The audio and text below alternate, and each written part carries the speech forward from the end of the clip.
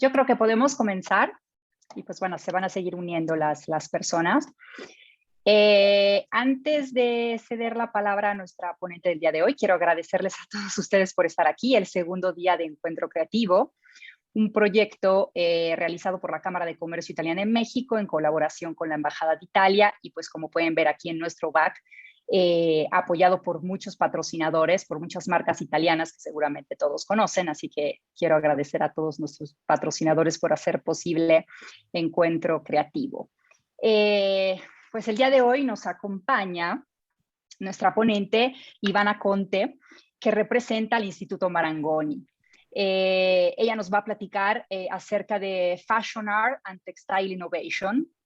Y pues yo creo que todos ustedes o muchos de ustedes conocen este Instituto Marangoni, que es muy reconocido a nivel mundial, que tiene varias sedes, no solamente en Milán y en Florencia, sino también están presentes en Londres, están en París, y que incluso tienen una representación aquí en México. Así que, pues, si necesitan más información, por favor, acérquense a la Cámara Italiana, que podemos darle los contactos y hacer una liga con el Instituto Marangoni.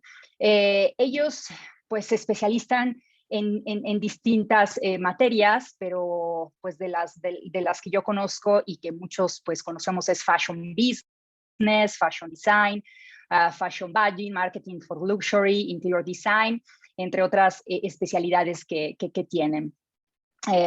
Así que, bueno, yo antes de cederle la palabra a Ivana quisiera un poco contar quién es ella.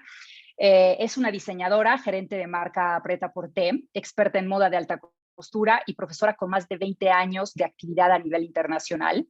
Ivana ha madurado una experiencia significativa desde la visión inicial hasta el producto final, convirtiéndose incluso en directora de educación del Instituto Marangoni de Florencia. El camino educativo de Ivana comenzó en Florencia y continuó en Milán, donde asistió al curso de maestría en diseño de moda. Luego continuó sus estudios en el Reino Unido con una especialización en diseño, marketing y branding en Central St. Martin's y en el London College of Fashion. Además, obtuvo el PG Cert for Academic Practice en la Manchester Metropolitan University.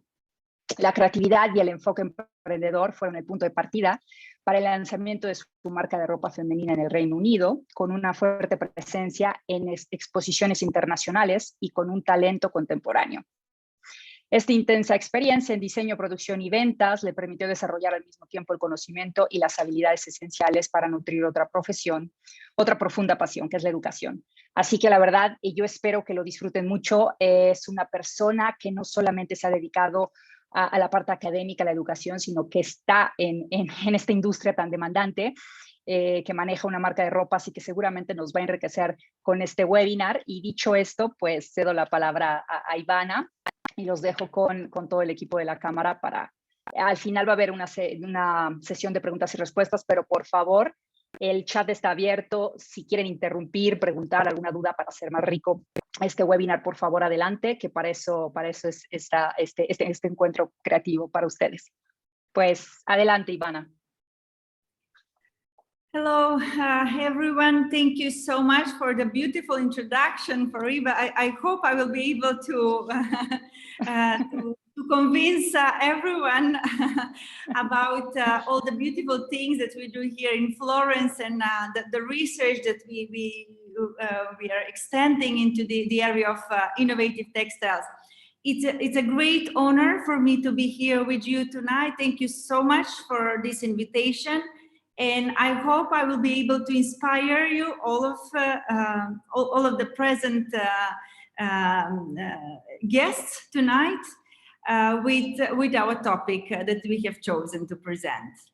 Thank you so much. So I'm currently involved in education after a long experience in the fashion industry, because shifting the energy and the vision from the industry to the education, fashion and art education, is something very natural for all the creatives. So I believe, and I really hope that you will be able to come and visit us in one of our schools, Istituto Marangoni.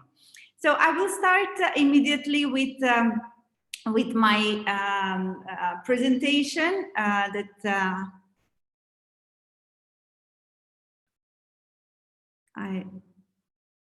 Okay. I hope you're able to see my screen. We can see it perfectly. Yes, we can see it. Thank you. So tonight we will talk about fashion, art, and textile innovation. It's a topic that I'm very passionate about, that I always wanted to research and to discuss with different experts in both areas, fashion and art, especially because fashion and art, they always live together. They always forge their own distinguished sectors constantly. They travel through the time together. And one is always proposing the illusion of something eternal and untouchable almost, while the other is the pursuit of the future through clothes and luxury objects. So both areas are very interesting to study them and to merge them in order to arrive to innovative and creative ideas. In the era of the material revolution, art, fashion, and science now merge to answer the question of our future. They all work towards the same direction, that is to create something unknown and to introduce change and innovation to the world. And textile is the medium to express creativity in innovative visions when merging the art and fashion aesthetics. The interdisciplinarity approach is the method which opens the new horizons. And this is something that we constantly enforce and encourage during our academic year, merging different types of profiles of students to work together in order to open the new visions and find new solutions to the problems. We come into contact with textile art every day. So what is happening? We see clothes, we see objects decorating our home, and it's the art that can be simultaneously beautiful and useful. So textiles in the past, in the history, has been seen more of utility rather than an object for decoration. But today, more than ever, the visionary creatives have helped the art and fashion continually reinventing itself. So what is happening in the historical, when we go to see the historical and the contemporary use of the fabrics?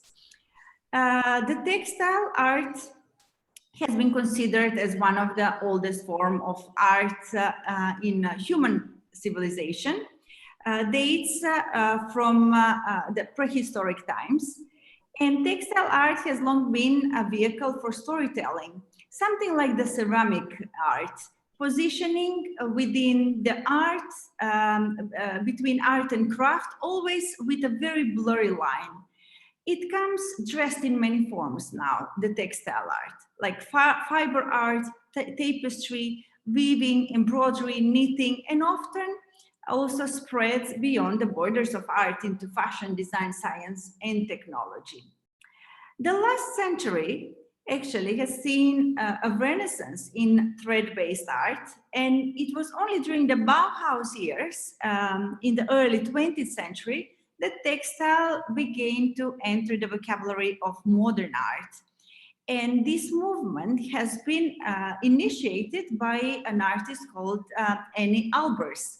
So I included one picture on the right-hand side to the bottom, a textile art piece from Annie Albers.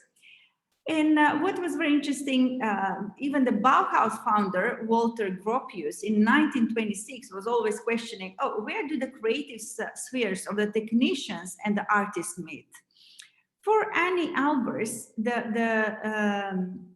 who was also a teacher and textile pioneer, the meeting point was the weaving loom, a very humble tool, very simple tool that would transform into a vehicle of innovation.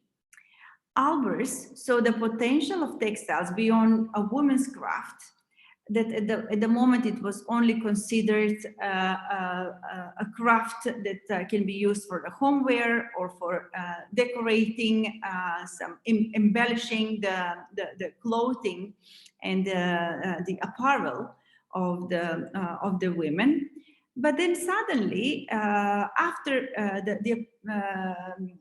the rise of Annie Albers, there will be many artists who will follow the same path. One of them is Sheila Hicks, who also studied under both Annie and her husband, Joseph Albers. And then very immediately after that, of course, we all know the names of Paul Smith, Hermes, and Roxanda Ilincic will get huge inspiration in order to create their empire of fashion luxury brands. Some other artists who also look at the textiles as a medium to express their creativity in the 20th century is Sonia Deloni, Judith Scott, and Louise Bourgeois. And of course, these are more still very active and contemporary inspiration for all the textile designers. Apart from the work from the post-war fashion artists, which was also booming in the 40s and 50s, especially with the prints on full skirts and foulards, seeing the work of very well-known artists like Salvador Dali, and we have also Joan Miró, Alexander Calder, and Pablo Picasso, who were one of the few very important textile designers, using mainly their work for prints. This is also very interesting because back in the 70s, there was a real revolution of textiles, and fiber art was born to actually create a new huge wave of artists in this area. What we will see in the same period, very often some homeware companies, they invited many designers to work on their textiles in order to promote their work, to promote their business, but it was also a win-win situation. Art was made also accessible to the masses, it was booming the business at the same time, and the export was had a big impact. We go to see some more to see the work of the Judith Scott, which was also very inspiring, very strong interpretation of the fibers and the textiles. And here, what is very interesting, that Judy Scott, who was American artist, created more like 200 cocoon-like sculptures, working at a frantic pace. She would wrap the yarn and the fabric around this object that will completely change the shape. And sometimes she would work even months and months on each sculpture. She was always giving a very important messages concerning the society that she was living in, the problems that she was also meeting with on daily basis. She was expressing through this artwork. Fabric also took important center stage as a sculptural element in Louise Bourgeois' work back in the 90s, and she began to mine material from clothes accumulated over a lifetime to create her sculptures. On this picture, on the left-hand side, we see an art piece called the Malleable, Sensual Forms of Three Horizontal female bodies, and representing representing a powerful example of a body that will sleep, but at the same time, a painful transformation that will expand and contracts. So the calm and the revolution inside of a female will merge into this art piece. We go to see also, and I've selected few artists that are more eye-catching, but honestly, there are many artists working with this medium, and always a great inspiration also for the fashion designers. One of them is Elise Collins, who works fluidly between art, design, and fashion, with emphasis on and expertise in textile media. She developed also a very important fashion brand, and she was very well known for her innovative knitwear. She started exhibiting with her installations of textile art. She can be seen in major art museums and galleries nowadays. Another interesting example is Hannah Epstein. Very interesting how everything started with Hannah. Actually, she grew up in Halifax, Nova Scotia, a cold and gray peninsula where she was closed indoors watching television to recover from the outside world. And the sharp contrast between the saturated, colorful images on TV and the monotony of her surroundings had a really big impact on her development as an artist. So she created monsters and weather-crazy cats, spooky hybrid animals, and wild-eyed, shaved-headed Britney Spears. Everything was coming out of her imagination and creating also a big spur around her world. Her work has been included also in exhibitions in Canada and the United States since 2011. Another important name which we are very proud of is the Italian conceptual artist Boetti, Alghiero Boetti, who developed a significant body of different works that were often both very poetic and pleasing to the eye at the same time. And he was transforming all of his memories and of his extensive travels into artworks. In the early 70s, Alghiero Boetti was thinking also about collaboration with Afghan artists, and then he created beautiful artworks, actually, together with more than 100 craftsmanships people working with embroideries and textile looming from Afghanistan. He created very original designs, however, surrounding the dates with very floral patterns, something that will always catch your eye. Interested in the concept of change in art making, he also enjoyed the surprise. So there will be always a very conceptual map, for example, where he also commissioned 150 embroideries from all over the world to create these art pieces, where he was changing the political landscape and borders between nations, shifting from one year to another.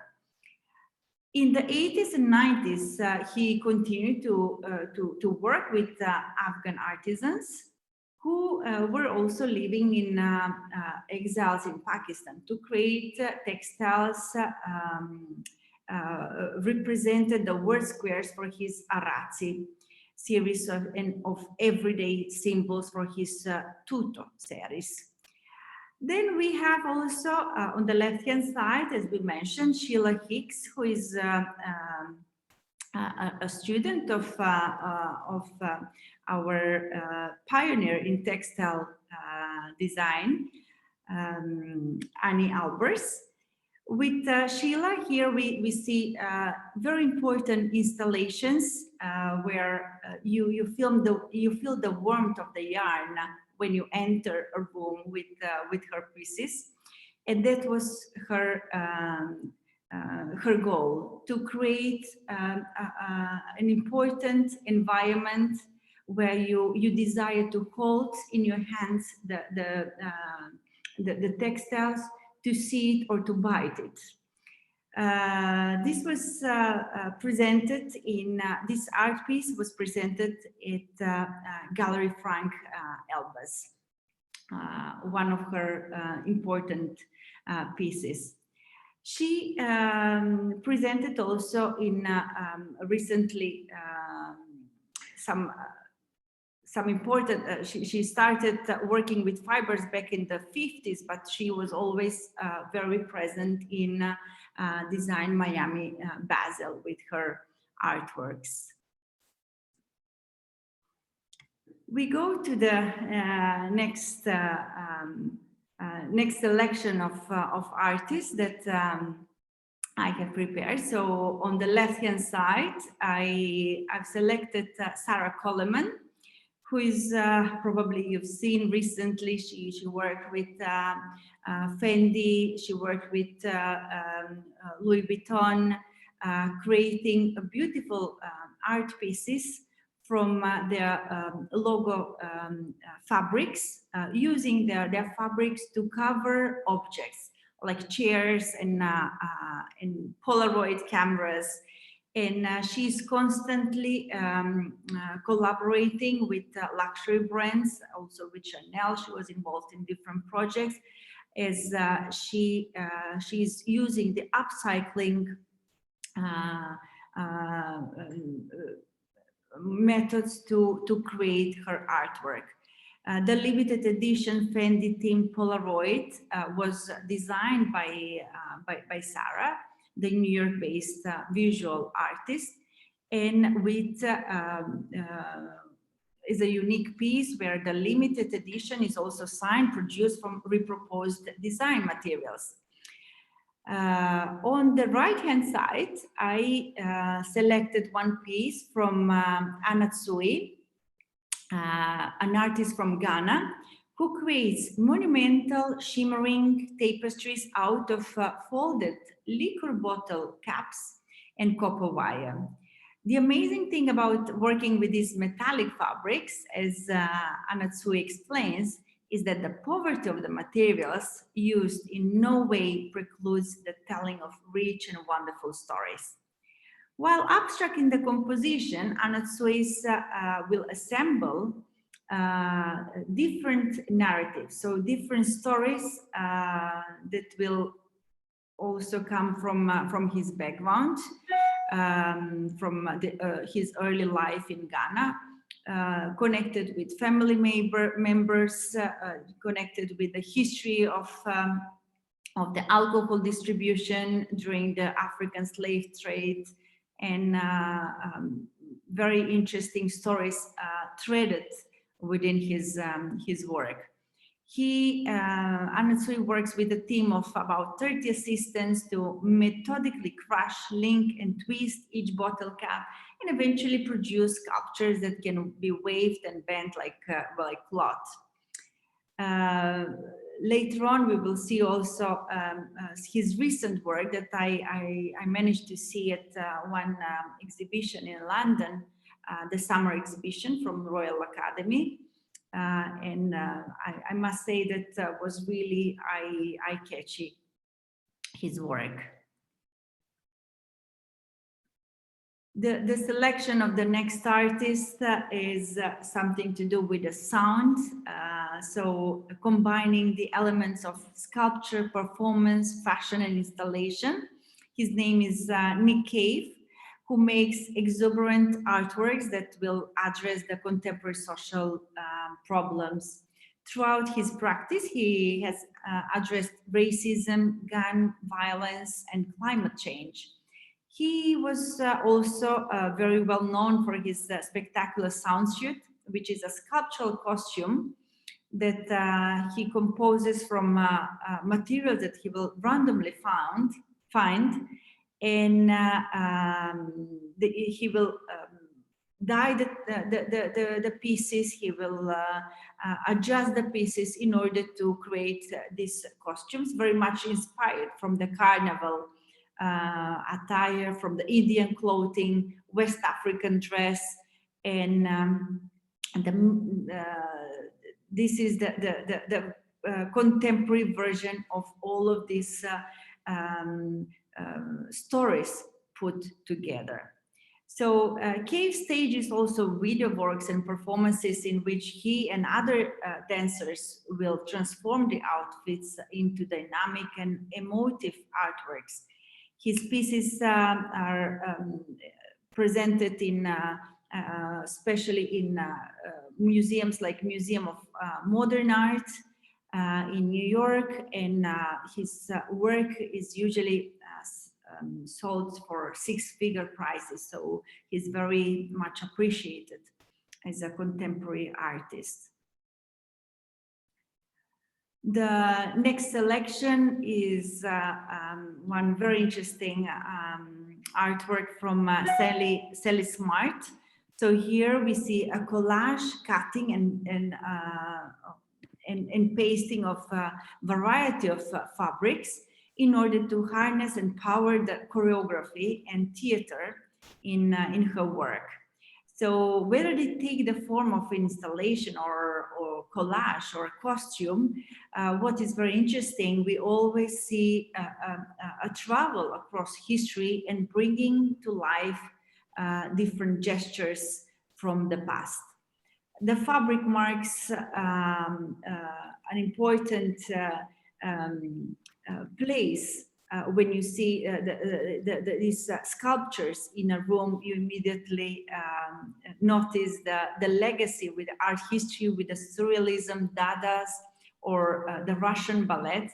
And they provide a sense of aesthetic familiarity, something that we feel comfortable with. So really, this was again the emotional involvement with the viewers is very important here as well. The other artist that I have selected is also very calming and peaceful artwork that she created. So Hiromi Tango is pictured here on with her sculptures with a mother and a daughter. This is a work presented in 2019. So here the fibers, they are densely woven and allowing the artist to use the, in a way that you can caress or firmly envelop into these sculptures. And the whole idea is to provoke a sense of intimacy.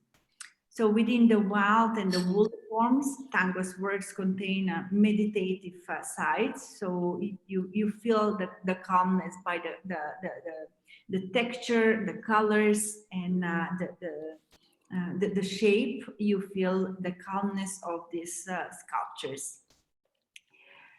So we go for the next one. Okay, so these are some recent work that I have selected from the summer exhibition in Royal Academy of Art this September. So Lou Mason on the left-hand side with his magician, Victor Egenkammerner with the Holy King from the Sky, and again we see El Anatsui with dexterity.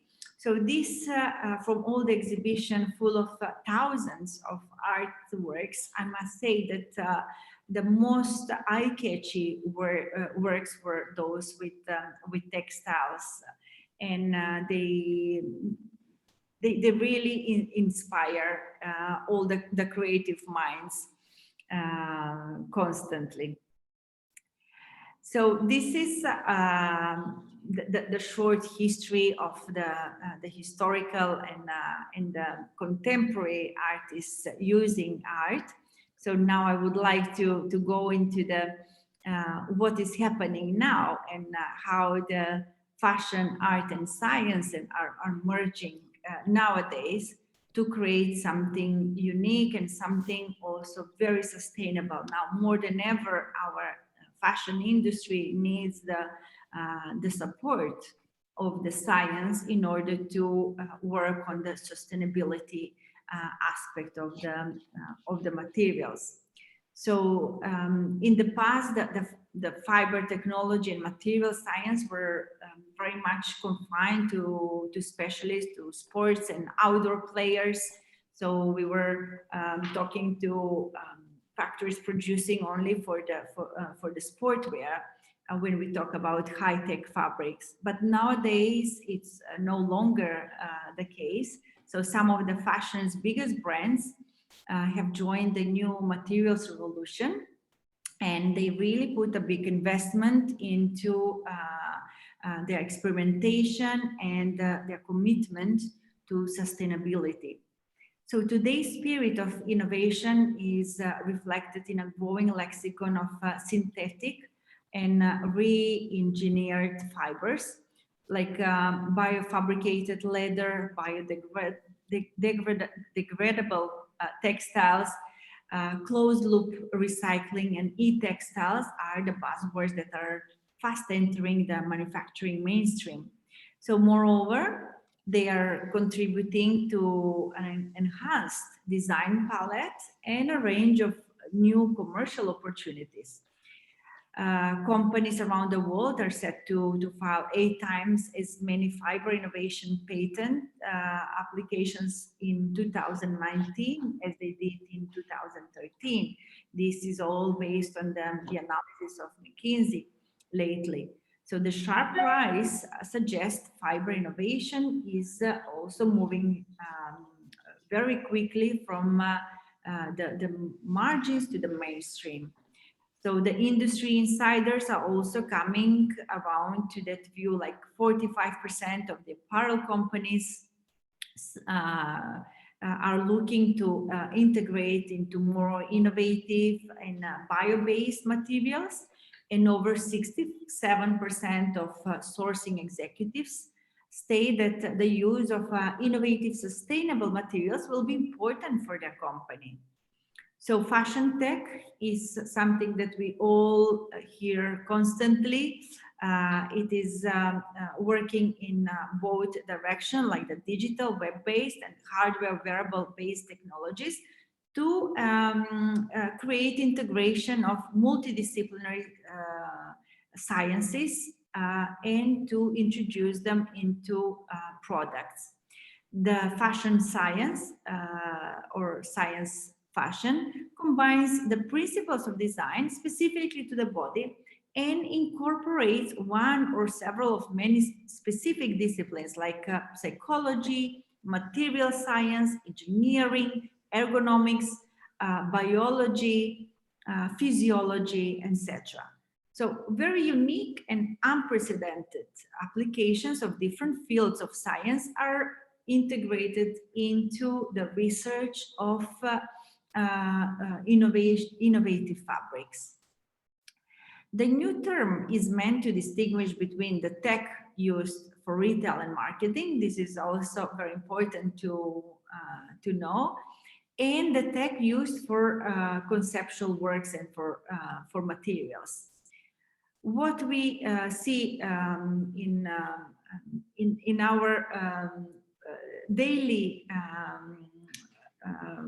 life, constantly a rise of new startup companies who are very much visionary and inspired to keep on investing their time and continue to research this area. So we talk about kinetic sculpture, virtual realities, performance, so all with the same goal, to innovate, but to give sustainable product.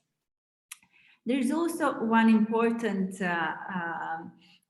lady like Dr. Yuli Fuentes Medel, who is energetically involved in fostering international innovation ecosystem and careers diversity. She is a catalyst of creative ideas, connecting the world of science, design, and technologies. And she founded a company called DeScience, a global collective of designers, scientists, and technologists, constantly supporting all these new ideas, and where the emerging designers and science cannot arrive alone, they're giving their great support. So I also selected one example of one of our creative minds, the designer Hussein Shalaya, who started a very important movement with his work, working constantly with science, merging it into his design process. And in 2007, he created the Transformable Dress, who I also managed to, I don't know if you can see some of these videos.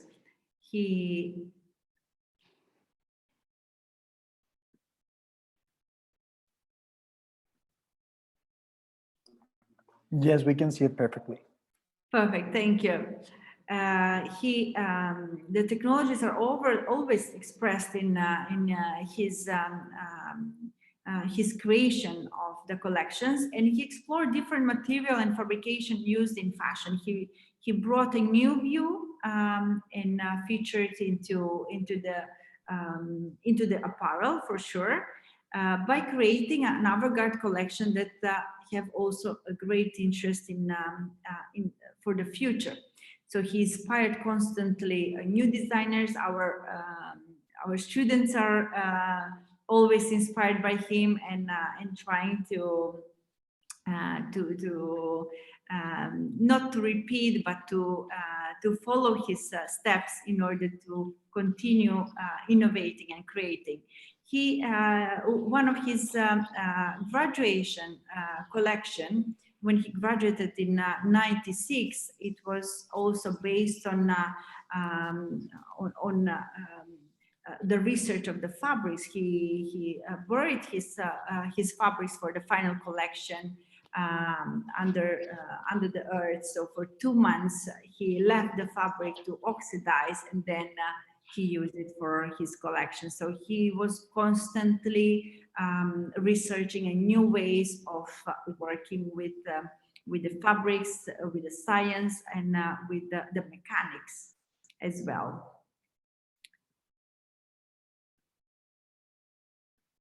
So going a little bit more to the recent designers that we also find very inspiring, working with art, fashion, and science.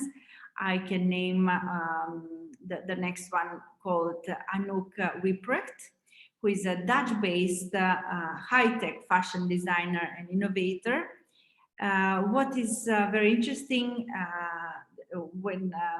when she was asked what does fashion lack in, she answered is microcontrollers. So the fashion, the garment needs to move as well. So this is like a continuation of the work of Hussein Shalaya, but there will be many more who will be also inspired and work in different direction. Anouk, what is very interesting, it's not only that she is creating these sculptures on the body, but she's constantly engineering science to interact with the experience of the person wearing these pieces, producing an immersive body of tech-enhanced designs, bringing together the fashion and technology. She creates couture pieces that will also use the artificial intelligence in order to understand the breathing, the reaction of and reflect the reaction and the mood of the person wearing these pieces. There is another interesting piece that she created. It's called Spider Dress. It's a perfect example of this aesthetic of the designer, where sensors and movable arms of the dress will help to create and define like a boundary around the body in order to protect from any kind of attack that will come close to the body. So she works constantly on all these projects with important companies, like partnering up with American multinational technology company Intel, software producer Autodesk, Google, Microsoft, and the car brand Audi, and leading 3D printing innovator Materialize are one of her important collaborators in order to create her couture pieces.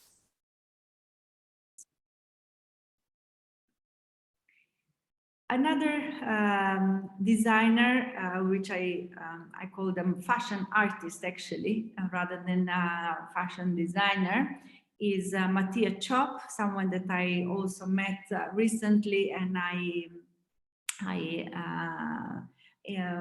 involved him also with our lectures to share his experience with our students. Is Matia Chop. This young designer, in very short time, he made his name out there, and he's already in different museums. One of the museum is Center Pompidou, who is exhibiting within his the permanent exhibition of the museum. You can find his work. So this designer is blending fashion and materials with architectural concepts. So he graduated from a faculty in Croatia, a textile design faculty, but with a strong background in philology. He is focused on understanding the language of fashion and architecture together. What he's using, instead of using a woven fabrics, he's woven polyester, vinyl acetates, and laser cutting technologies. His collection, which is called Object 12-1-13-5, very scientific name, is also inspired by a cathedral in his town where he's born, like Šibeniku. And he made interlocked segments inspired from this structure, and made into pieces of clothing that will be used as segments to create the couture pieces. So, and again, his work is innovative, deeply fascinating, and inspiring by blending the fashion and architectural with a bit of touch of the technology and the science here. The next artist, I'm sure you have seen already, because it is not a new name on the fashion platform or on the museum platform, because Iris van Harpen has been one of the youngest artists and designers to have a solo exhibition in Met Museum in New York. It was very controversial. Many journalists were against this decision of the Met Museum, but she really deserves all of this success, because she's been working in a very innovative, structured way to create these pieces. This is one of the latest collections, Spring Summer 21, but she started from 3D printing techniques, creating the couture pieces where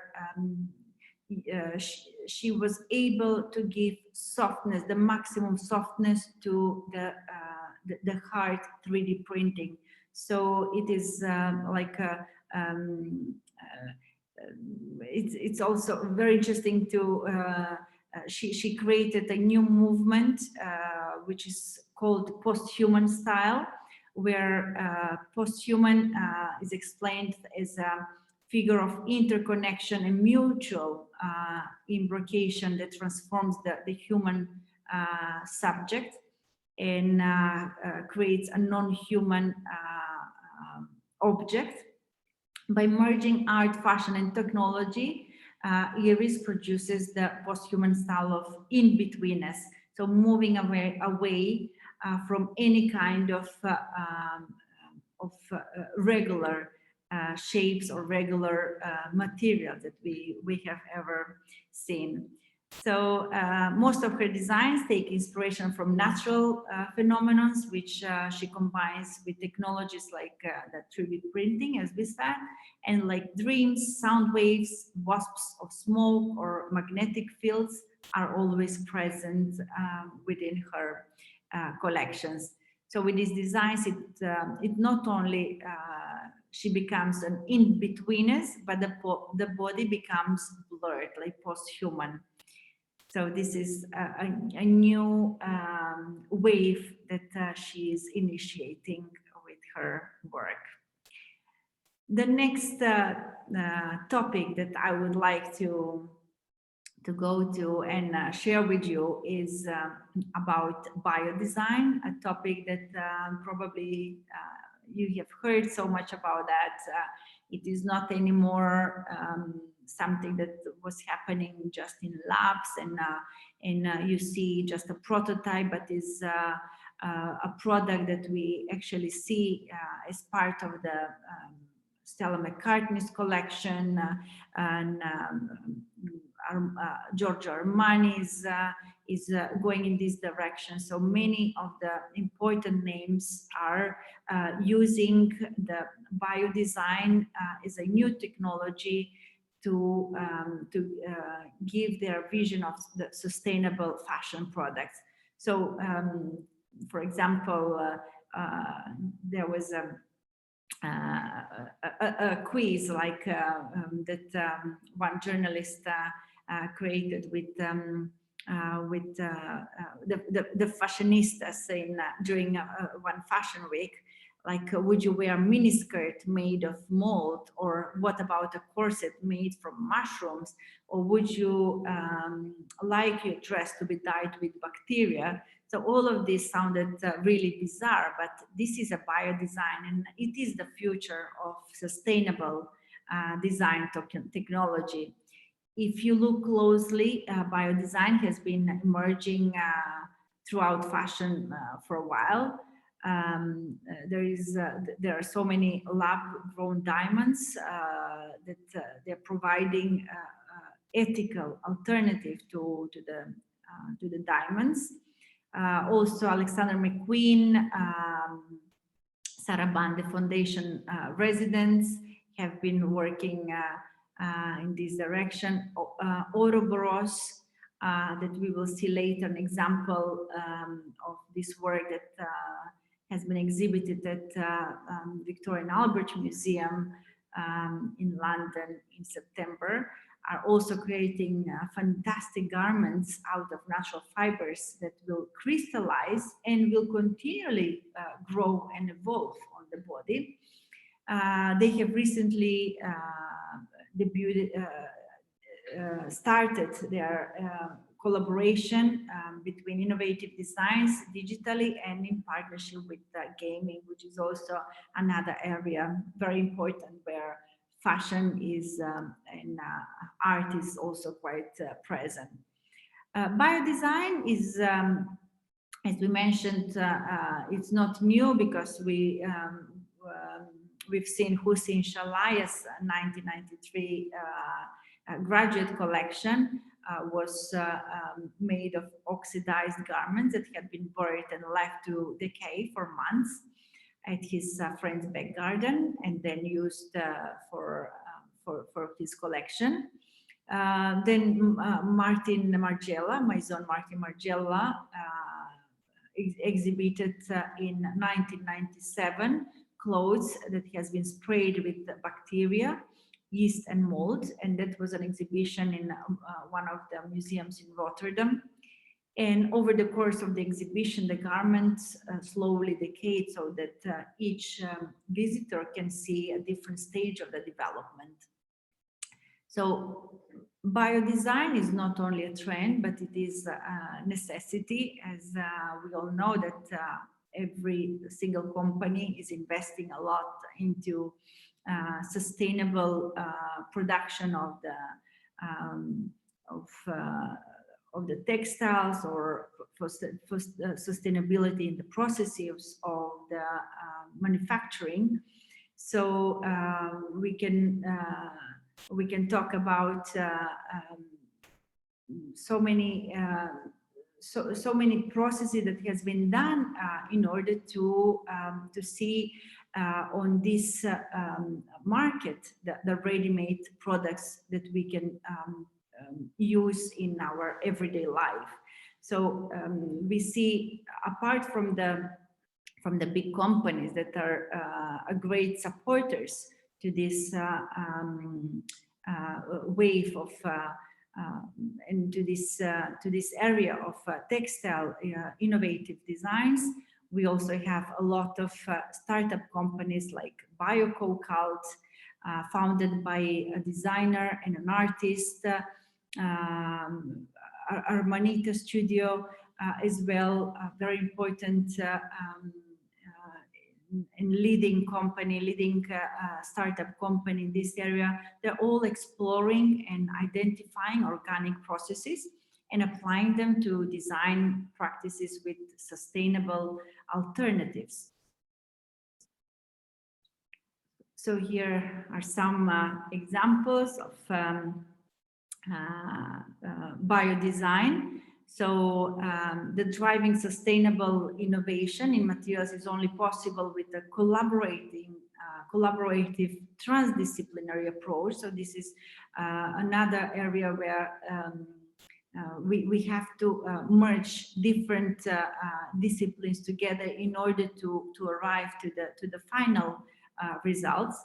In the past, for example, biology and design existed only side by side, but now more than ever, biodesign has connected the scientists and designers and engineers for the challenge of forging a more sustainable future.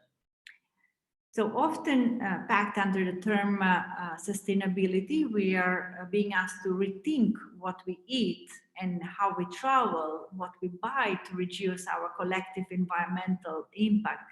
But if we are to drastically reduce the climate impact on the scale required to halt climate change, shouldn't the way things are designed and made have sustainability fundamentally built in? So more than ever, we talk about being green at home, in clothes, in cars, and even food. So there is a growing community of designers and scientists that are working to answer and to respond in a positive way to our needs for change. One of the designers and a leader in biocouture working in this area back in the early 2000s is Suzanne Lee, and she began growing fabrics for clothing using yeast, bacteria, tea, and sugar, and she started experimenting in her South London studio with this project, and she gave a rise to her book Fashioning the Future. So she was one of the pioneers, but also a big inspiration for all our designers working in this area. And she created the clothing of the future made out of food. Another interesting example of multi-award-winning circular built environment company is Wetware Couture and Biome. a team of designers and robotics engineers that are led by Piero D'Angelo, whose experiments are based on the question, what if the garments could be made out of smart living organisms? So with the schedule spanning around talks at V&A, public launch, books, and complete with mycelium bar grown with mushroom thrones, a keynote speech by Suzanne Lee, and bio fashion show futurist lighting designer Piero D'Angelo. We see a great positive influence for also our future generations working in this area.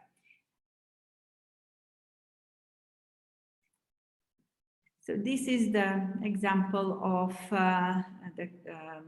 the piece presented at V&A Museum during an exhibition just recently, September 2021. Ouroboros created a collection of this robotic couture pieces. In this fashion house will merge the science and technology in order to explore the experimental and where the natural life cycle of the crystals, of the growing crystals will go. So again here the visitor will see different stages of this garment. So each time it will change the shape in order to complete the artwork.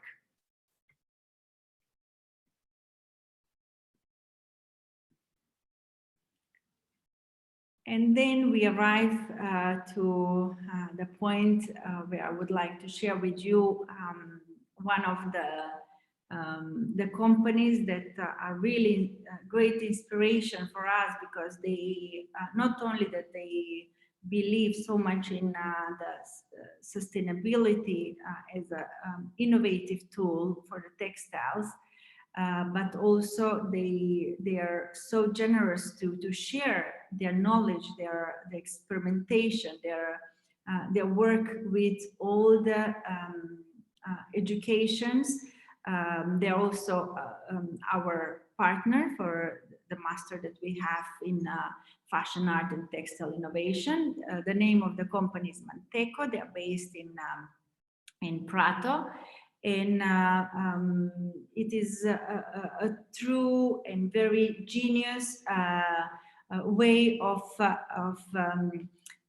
working. First of all, because the founders and the generation of the family who created the company are generation that really believed in this way of working. It is the only way of working for them. They developed a closed loop system, and they set standards for the most efficient use of raw material, water, energy, and chemicals. They are always faithful to their DNA that the priority is sustainability, as well as strict environmental policies. So they created different projects. One of them is Project 43, very unique, traceable and revolutionary project based on circular economy. And they try to optimize the existing materials and to promote zero waste practices by recovering offcuts from the garment manufacturers that will use their fabrics and to regenerate them into new luxury fabrics. So the whole process that they go through in order to recycle these fabrics, all divided by colors and by topics, and it is only done by a lot of passion, I must say. And they're great promoters of this type of work, and they share with they open also Manteco Academy, where they constantly invite different fashion students, fashion schools, to share and to train them how to think and how to design in future in order to be sustainable and in order to be able to recycle most of the garments. Circulose is another branded dissolving pulp product that Renewcell makes from 100% textile waste, such as worn out jeans and production scraps. So dissolving pulp is also what the textile industry uses to make viscose, lyocell, modal, acetate, and other types of regenerated fibers, also called man-made cellulosic fibers. But the only difference with circulose is that this is made from textile waste instead of wood. And another example of great support of this movement. So there is it's a structured, is a multi-university competition, Biodesign challenge. This is what I would like to share with you and with all the young generation, where they are, this is an open challenge to participate for all the creatives. It is an education program that partners scientists with university students to envision the future of biotech and engage the public about its this implication. It exists since 2016 and has been a driver at the meeting of art, design, culture, and new technologies. The students' projects have shown in museums and design fairs, led to the creation of innovative companies, and they spurred the dialogue in the press worldwide constantly. So Stella McCartney is one of the brands who is giving the prize for the sustainable fashion and who is the greatest supporter of this challenge. And I think at this point, I would like only to share our also the course that we have created, because we truly believe that our generations will need this type of training in fashion art and textile innovation, which focuses on sustainable, ecological, and high-tech fabrics, but at the same time gives a lot of support to the creative mind.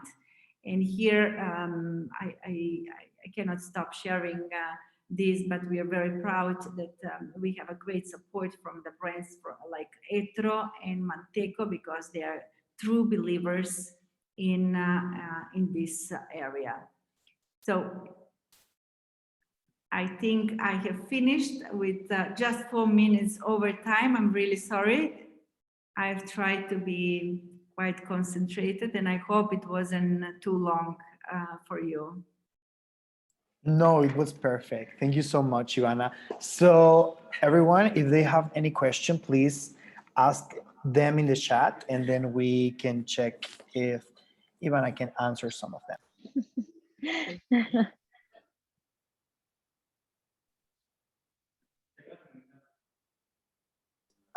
Just as a comment, it was really interesting to see the intersection of art, fashion, and it was really interesting. And I think it was one of the, of the webinars with the most people subscribed. So a lot of people were interested, and almost everyone joined the conversation. Here's a question from Brenda Lucia Leon Villalobos. She asked, do you consider the automatic mechanism necessary to be considered fashion tech? What do you think about the modularity as a solution?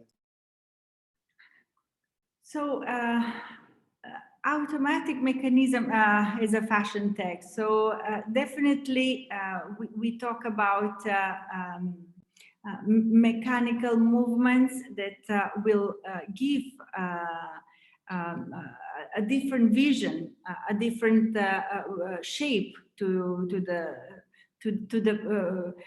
apparel that we are used to it, to the products that we're used to it. So fashion tech needs to be involved, the technology needs to be involved, and the engineers needs to be involved in order to create something that is not only the usual 3D piece that we can usually do as designers. Perfect. I managed to answer. No, that was perfect.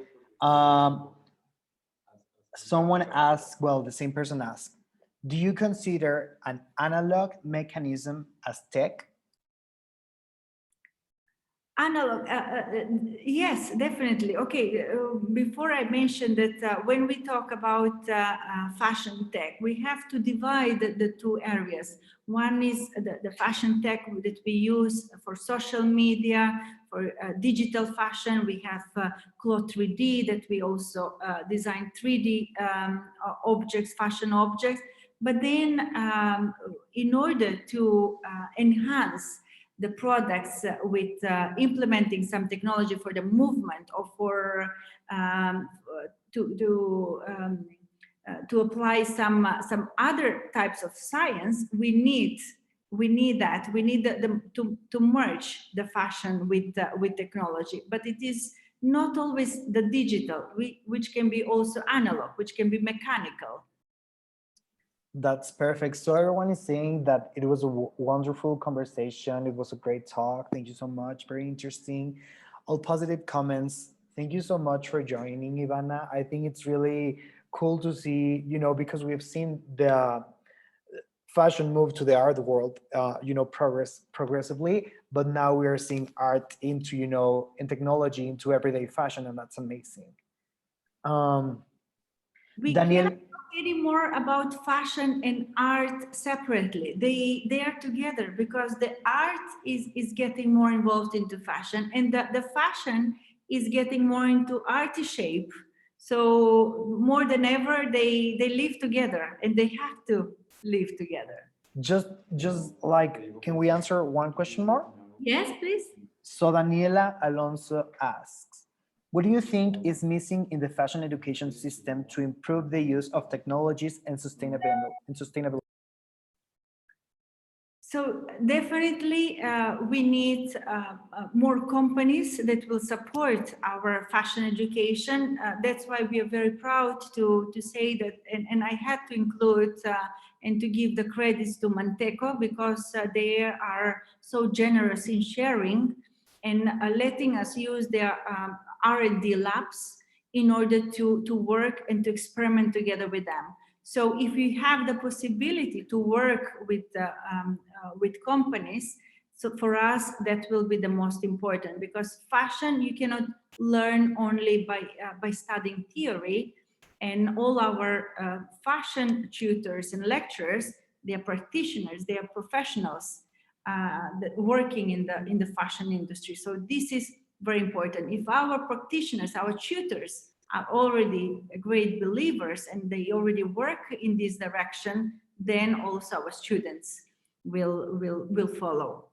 The questions keep coming. So someone asked if you know, recently due to everything that has happened, you know, with the pandemic, if you have heard of, you know, a new technology, of a sustainable technology to make, you know, the masks for the pandemic.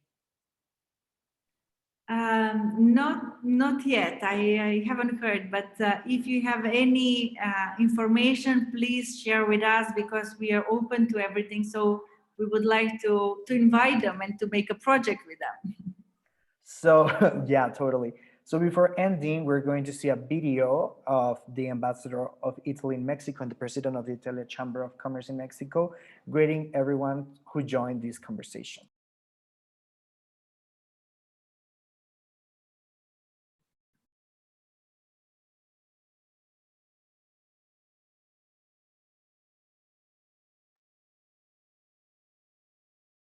Soy Luigi De Chiara, embajador de Italia en México. Soy muy feliz de presentar Encuentro Creativo, una producción de la Cámara de Comercio Italiana en México con la Embajada de Italia. En México hay un potencial de talento creativo que me parece no logra salir de sus fronteras con la presentación de la oferta formativa de esas instituciones académicas en el campo de las industrias creativas italianas. Queremos ofrecer no solo la posibilidad de mejorarse de un punto de vista técnico, sino también de saber dónde van las tendencias, cómo se ha construido el éxito del Made in Italy, sobre todo en el sector del estilo de vida. Es un evento muy importante, Encuentro Creativo, porque da la oportunidad a los estudiantes mexicanos egresados de universidades o de institutos académicos de conocer la oferta educativa que hay para cursos de posgrado en el campo del diseño, de la moda y de las artes gráficas. Así que durante estas 2 semanas de Encuentro Creativo van a poder encontrar tips y conocer acerca de las mejores universidades y institutos italianos. Van a poder conocer a embajadores, a ponentes que están trabajando en la industria, que son también académicos de estas universidades. La finalidad es que disfruten de Italia, que conozcan Italia a través de estos webinars y seminarios y que se aventuren a vivir en Italia y vivir una experiencia llena de conocimiento, de sabiduría y de diseño y de moda. Espero que lo disfruten y muchísimas gracias.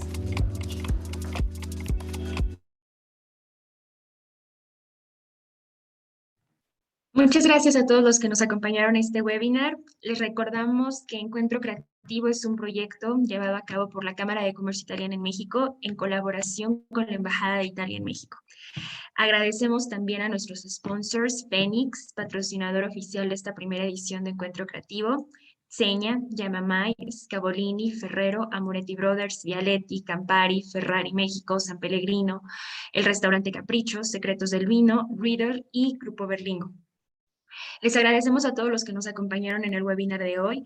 Les recordamos que pues,